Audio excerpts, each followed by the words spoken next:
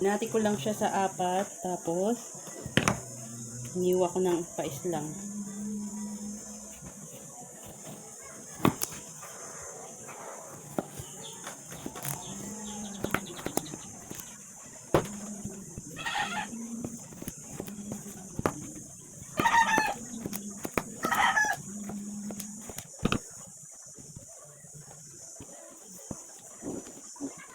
Sa isang malinis na kaserola, lalagyan na natin yung aking hiniwa-hiwang upo. Hinugasan ko na po ito.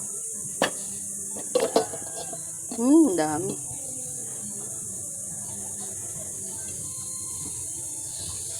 Lalagay ko naman yung sibuyas.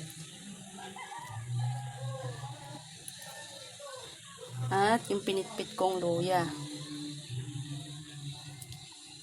Sunod ay yung gango. Ano po ito, yung hipo na maliliit na pinatuyo.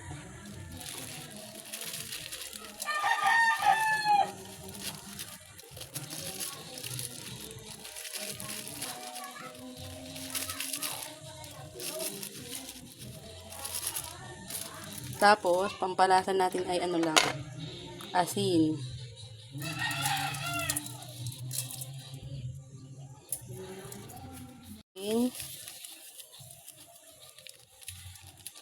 At isang basong tubig.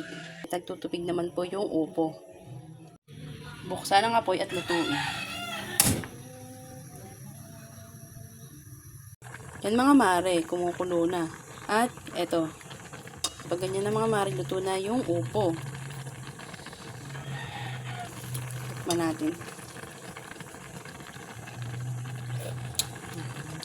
Tama-tama na yung alat. At ito mga mare ay masarap i-sausaw sa bagoong. Masarap din siya i-partner sa mga prito or inihaw. Yan, try nyo na rin magluto. Healthy na. Masarap pa. Bye!